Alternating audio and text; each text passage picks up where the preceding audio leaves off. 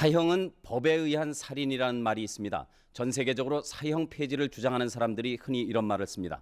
우리나라에서도 사형제도의 위헌 여부를 가려달라는 헌법 소원이 제기됐는데 헌법재판소 전원재판부는 오늘 사형제도는 합헌이라고 판결했습니다. 헌법재판소는 오늘 무기수 정석범 씨가 형법 250조 등에 대해 낸 헌법소원에서 현실적으로 사형은 다른 사람의 생명과 중대한 공공의 이익을 보호하기 위한 필요악이라고 밝혔습니다. 사형제도 폐지는 아직 시기상조라는 판단을 내린 셈입니다. 헌법재판소는 사형제도에 대한 합헌 결정에도 불구하고 사형을 법정형으로 규정하고 있는 많은 법조항들이 과연 타당한지는 하나하나 따져봐야 한다고 밝혔습니다. 이 같은 언급은 부정식품 제조 처벌과 관세법 위반 가중처벌 등 정치적인 변혁기마다 법 개정을 통해서 최고형이 사형으로 된 경우는 형량의 재조정이 필요하다는 뜻으로 해석됩니다.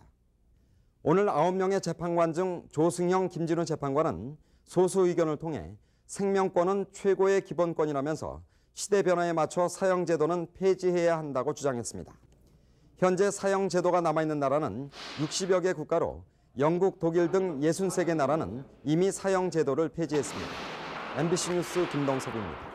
다음 소식입니다. 가정 파괴범과 살인범을 포함한 흉악범 23명에 대해서 오늘 사형이 집행됐습니다. 이 가운데 4명은 죽으면서 안구와 사체를 기증했습니다. 박준우 기자입니다. 지난 90년 서울 동부지원 앞에서 법정에 증인으로 섰던 사람을 살해한 변운년 씨.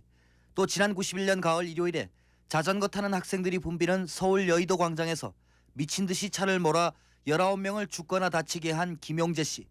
그리고 경찰관 신분으로 고소 취하를 안 해준다는 이유로 권총을 난사해 4명을 살해한 김준영 씨가 오늘 사형당했습니다. 오늘 사형이 집행된 사람은 살인 15명, 강도살인 4명, 상습 강도강간 2명 등 모두 23명으로 현 정부 출범 이전에 죄를 짓고 사형을 확정받은 뒤 그동안 구치소에서 복역해왔습니다. 교도소별로는 서울구치소가 신정우 등 4명, 부산구치소가 김정석 등 6명, 대구교도소가 임상철 등 6명이며 대전교도소는 김선자 등 6명, 광주교도소는 강순철 등 2명입니다. 사형수의 연령은 20대가 8명, 30대가 11명이며 40대와 50대는 각각 2명입니다. 오늘 사형 집행은 오전 9시부터 시작돼 오후 3시에 모두 끝났으며 한춘도 씨 등 4명의 사형수는 안구와 사체를 기증했습니다. 정부의 엄정한 법 집행 의지를 표명하여 범법자들에게 법의 엄정함에 대한 경각심을 고취시킴으로써 사회기강을 새로이 확립하기 위하여 실시하였습니다. 오늘 사형 집행은 현 정부 출범 후 지난 94년 15명, 지난 95년 지존파 등 19명에 대한 사형 집행 이후 세 번째이며 긴급 조치 시대인 지난 76년 27명에 대한 사형이 집행된 후 최대 규모입니다. 한편 인권단체들은 정권 교체기에 대규모 사형을 집행한 것은 무모한 처사라면서 사형 제도에 대한 재검토가 필요하다고 주장했습니다. MBC 뉴스 박준우입니다.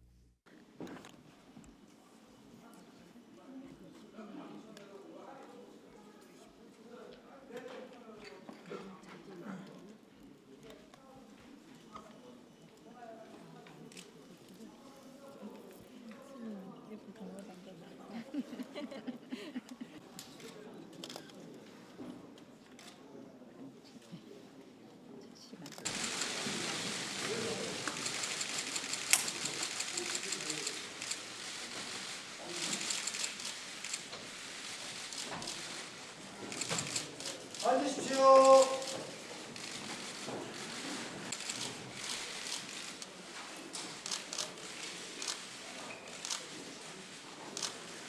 네, 우리는 그동안 헌법재판소에서 사형제도에 대한 위헌 판결을 기다려왔습니다. 하지만 오늘 헌법재판소에서는 헌법이 사형제도와 위배되지 않는다는 판결을 내렸습니다. 폐지의 추세에 있습니다. 모든 면에서 국제사회를 앞서가고 있는 한국에서 사형제도를 언제까지 유지해야 하는지 정말 안타까울 따름입니다. 생명권 본질적 침해이기 때문에 헌법 위반된다는 것은 복잡한 논리를 필요로 하지 않습니다. 그런데 복잡한 논리를 동원했는데 이렇다고 해서 우선 정부가 사형을 12년째 집행하지 않고 사형을 집행. 어떤 정당성, 인간의 본질적인 기본권의 생명 침해에 대한 허용을 명시한 적극적인 문구는 그 어디에도 없습니다. 사형 돼지국이다. 대한민국은 사형 돼지국이다. 대한민국은 사형 돼지국이다. 헌법재판소가 사형제도를 또다시 합헌이라고 판단했습니다. 하지만 96년의 합헌 결정과는 차이가 있습니다. 이정은 기자입니다.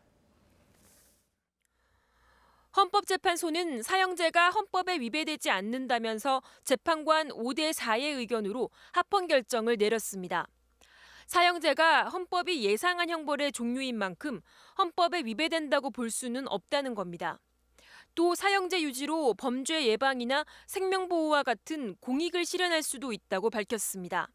사형이 다수의 인명을 잔혹하게 살해하는 등 극악한 범죄에 한정적으로 적용되는 한 헌법에 위반되지 않는다는 것입니다. 헌법재판소는 지난 96년에 이어 두 번째로 사형제에 대해 합헌 결정을 내렸지만 재판관들의 의견은 다양해졌습니다. 민형기 송도환 재판관은 합헌 의견을 내면서도 오남용 소지가 있는 만큼 사형 선고가 가능한 범죄를 극악범죄로 한정하는 등 축소해야 한다고 덧붙였습니다. 사형제가 생명권을 침해해 헌법에 위반된다며 위헌 의견을 낸 재판관은 96년 2명에서 이번에는 4명으로 늘어났습니다.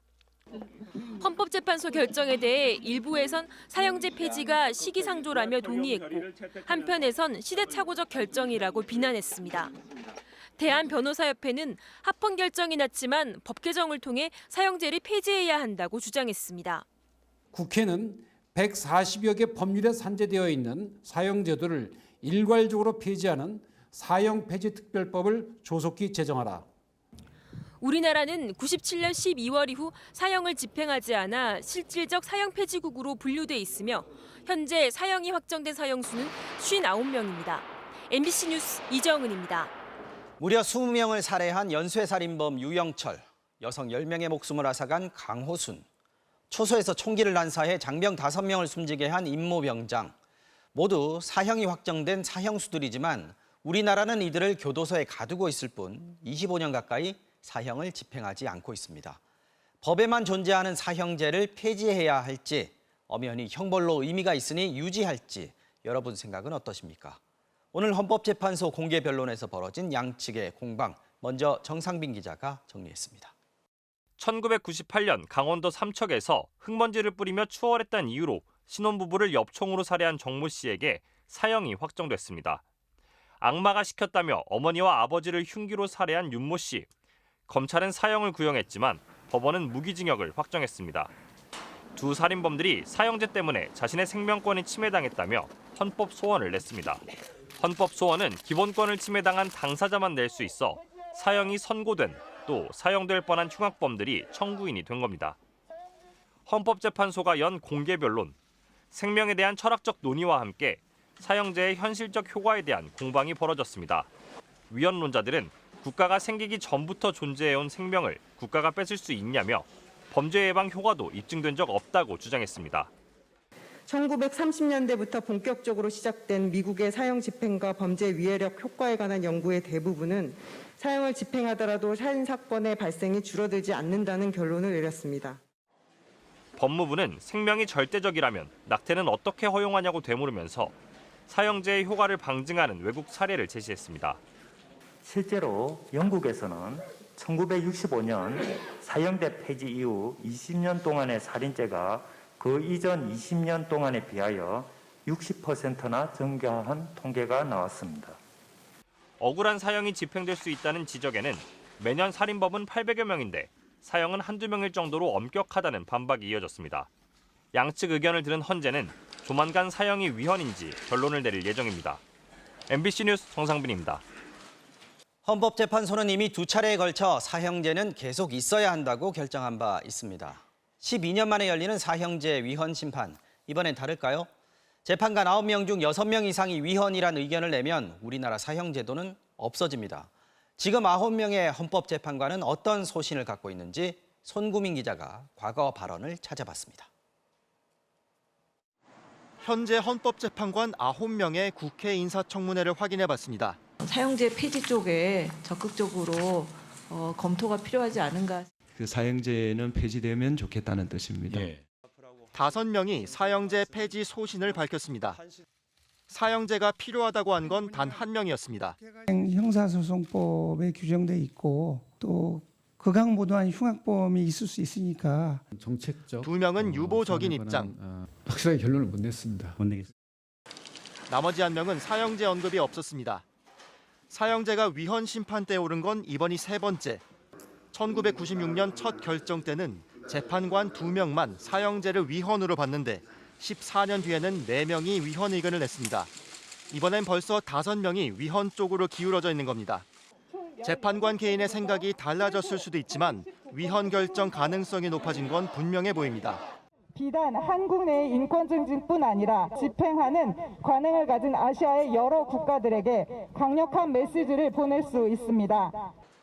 특히 유남석 헌재소장은 청문회에서 이미 사형제 폐지의 대안까지 언급했습니다. 생명은 유지하되 영원히 사회로 돌아올 수 없도록 못 박자는 겁니다. 가석방 없는 종식령 지금 전제로한 폐지가 실제로 법원은 새 모녀를 살해한 김태현, 광주에서 여성 2명을 살해한 최신종에게 사형이 아닌 무기징역을 선고하면서 영원히 사회와 분리되도록 가석방해선 안 된다고 단서를 달았습니다.